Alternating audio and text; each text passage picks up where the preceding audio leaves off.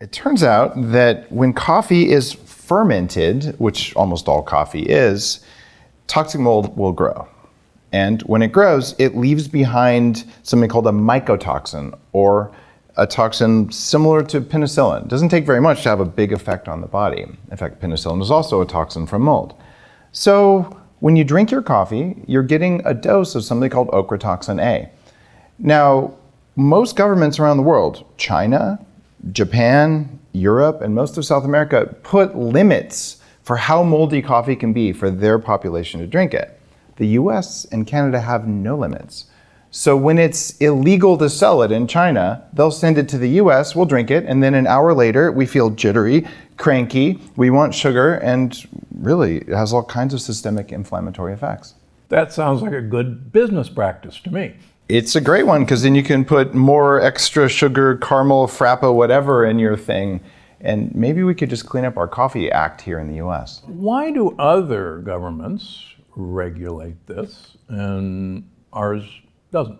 You know, I would never be one to say that commercial interests have any influence on the US government. That would be terrible. No. It turns out the levels in different countries vary based on economics. And bottom line is that in the US, we like to set levels that make stuff cheap. And if you want to make it better, sometimes it costs more. In fact, I have a former president of the Specialty Coffee Association on video at a plantation for one of the companies I started. And he says, "Oh, I was in Japan when the trade minister rejected 1,000 shipping containers of coffee because it was too moldy." And I said, "Well, where did it go?" He said, "We sent it to the US because it's legal there." So this is a real thing. And the coffee industry in the US gets very mad. And they say, "We solved this problem in the 90s. No, they didn't solve this problem in the 90s. They don't even measure it in the US because they don't have to. So there's no requirement? None whatsoever. Well, now, what about the argument that high heat or steam is going to deactivate these toxins? Like if we make espresso, we don't have to worry. Well, I've looked into this extensively, because if that was the case, I would just make espresso and drink whatever coffee I could find. I never would have had to figure out how to do all this stuff. I've got 34 studies on my website, daveasprey.com. The post is called One Ugly Mug, if you want to search for it. And in it, there are 3 or 4 studies that talk about the fact that roasting does not break down the primary mold toxin, which is called OTA, or ochratoxin A. There are others that show it is present in brewed coffee, including espresso brewed coffee. So sadly, it takes above about 450 degrees at sustained time in order to break down this toxin. And if you do that to coffee beans, they become ashes. So we don't know how to do that. Fortunately, we know how to test for this, and testing in coffee is also very difficult, but we figured it out finally. So you can get coffee that's clean, that's tested, like Danger Coffee. And there are other things that you can do if you're not drinking Danger Coffee and you're saying, I don't know if I'm going to get the jitter, the shakes, the heartburn, all the things that people think are caused by caffeine. No. For most people, those are caused by your body having an inflammatory mast cell reaction to ochratoxin A that's present in the coffee. It's also present, by the way, at high levels in beer and in grains. And your job is to get as little of it in your body as is reasonable, because we know this toxin interacts with other mold toxins that are present in our food, things like aflatoxin, things that we've heard about. In fact, a lot of them are most present in high lectin foods. Who would have ever thought? Imagine. So that's a side benefit of cutting out lectins, is when you get rid of all the peanuts and things like that, magically you don't get the mold either. And you realize that you feel so much better, you're calmer, you're more focused, and the inflammatory stuff goes away. I used to weigh 300 pounds. I used to have debilitating brain fog. I quit coffee for 5 long, dark years I can barely remember. And finally, I had to create a mold-free coffee in order to be able to do this. This is my second coffee company. My first company is called Bulletproof. It's still my baby. I love it. It launched mold-free coffee. Danger Coffee is mold-free. It also contains trace minerals that actually bind to toxins, including mold toxins as well as toxins in the gut. So you get a boost in minerals, because we're all getting mineral depleted because we're eating all these foods full of phytic acid, as you well know. So I'm looking to fix people, to upgrade them with their coffee. But why call it Danger Coffee? That's scary. It is a little scary. And I am building people with so much energy, so much zest for life that they're actually dangerous. Who knows what they might do? They might ask her out finally. They might ask for a raise.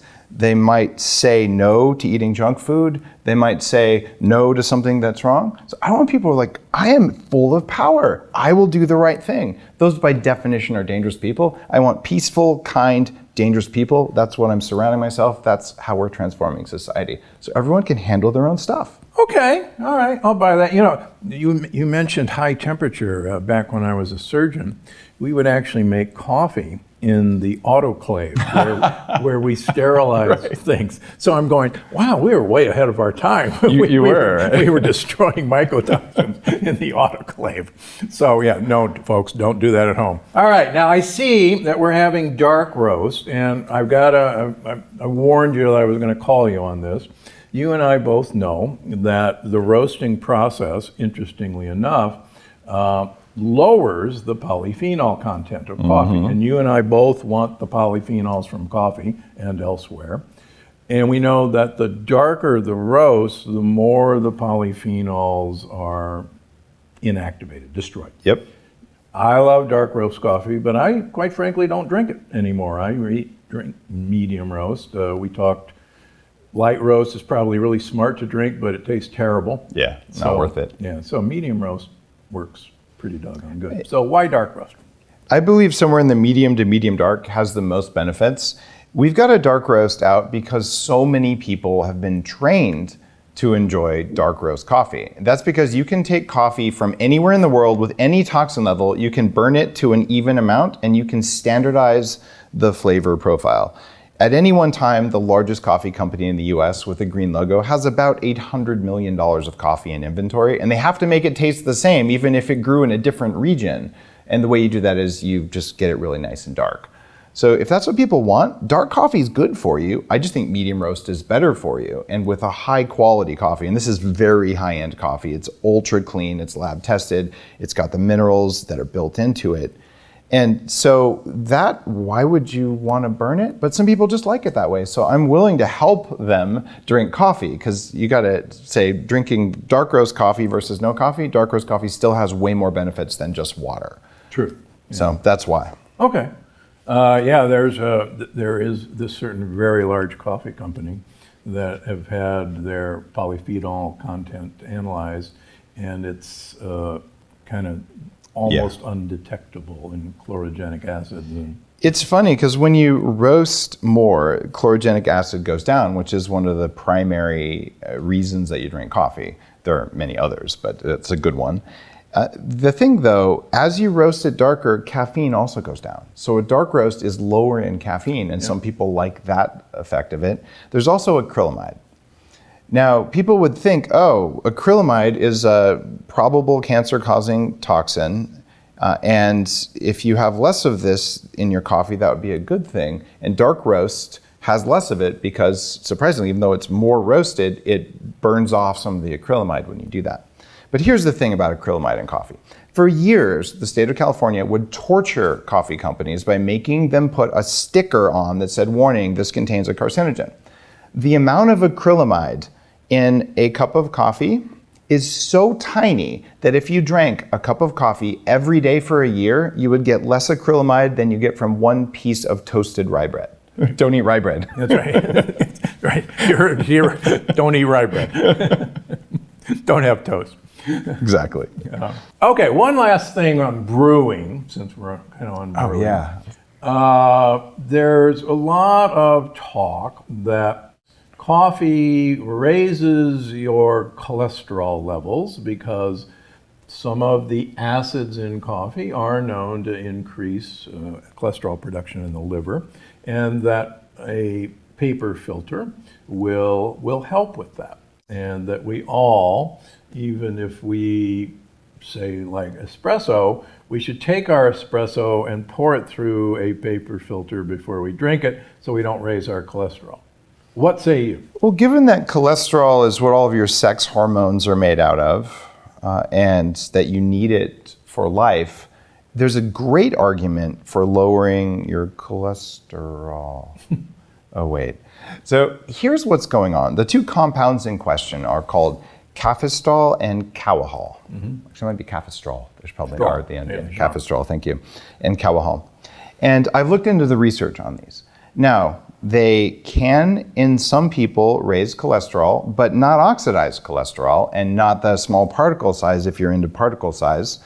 But most interestingly, they are shown in studies to reduce inflammation throughout the body, especially in the brain. And that means if you use a metal filter instead of a paper filter and your cholesterol goes up a couple points and your bile flow increases, which helps you get rid of toxins, and your LP-PLA2 doesn't go up, which is a marker of damage to the arteries. I'm telling that to the audience, you know all this better than I do, right? But then why the heck would you pour it through a paper filter? Oh, there's also the bleaching agents from the paper filter. There's also the papery taste, and there's the environmental destruction from that. It's better for the environment and better for you to drink your coffee through a metal filter, including espresso or French press or any of the other metal ways to do it, unless you have probably familial high hypercholesteremia, in which case you are at a very, very small percentage. Yeah, and also, in terms of longevity studies and dementia studies and Parkinson's studies, it would appear that Turkish coffee, which is basically coffee that's boiled in grounds for hours and hours, may have the best benefit. Who would have thought that a heat extraction, a maximal heat extraction, would be better than just a little bit of extraction? I believe it is better. In fact, the way I make my coffee when I'm on the road is I have Turkish grind. I grind my danger beans at home to be super fine like flour. Then I boil water in my hotel room and I pour it over the beans and I just let it sit there for a while, stir it around. Coffee settles out. I pour off the top and I drink it. It's not boiled as long as you'd boil Turkish coffee, but it's as close as you can get, completely unfiltered. And if there's a little bit of fine coffee grounds in it, it just gives it more body. So people really freak out about this, I think because Mr. Coffee sells coffee filters or something, but there's something else I want to mention about brewing. When you buy a normal drip coffee maker, it only heats the water up to 176 degrees. Proper coffee gets up to 199 degrees Fahrenheit or higher. And this gives you a much better extraction of all the beneficial things. You think about it, you're using an herbal preparation that has physiological effects, so you should extract the good stuff right. So if you buy a good coffee maker that's certified by the SCAA, Specialty Coffee Association of America, it's going to cost maybe twice as much as one of the bargain low-end coffee makers, but it'll make much better coffee with more health benefits because the water got hot enough. Or you just do a French press and that costs you $8.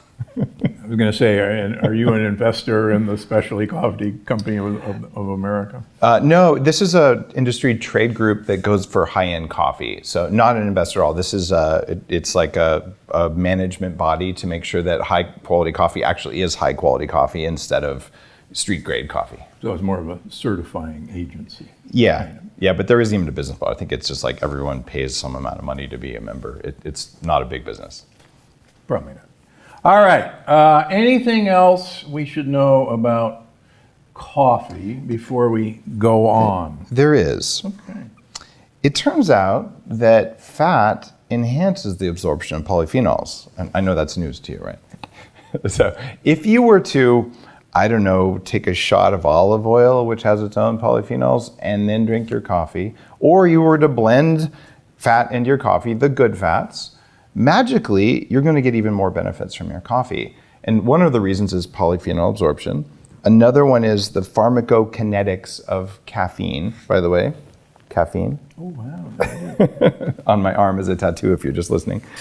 Trimethylxanthine. Go chemistry. Yeah. What happens when you blend it with fat, or even when your body does it, is it changes the structure of the water that is in coffee so that your body can more quickly use it inside cells. And this was validated by Dr. Gerald Pollack at University of Washington. And I did fund that study, but it was a basic biochemistry study, not a test of my coffee. He tested MCT oil and ghee and found that they made a very large exclusion zone when you put water up against them, larger than he's seen from anything else. So what I think is happening when you have fat with your coffee is that in the gut, as it gets mixed up, you get some of that. And if you just blend it or add some to it, you get benefits from it.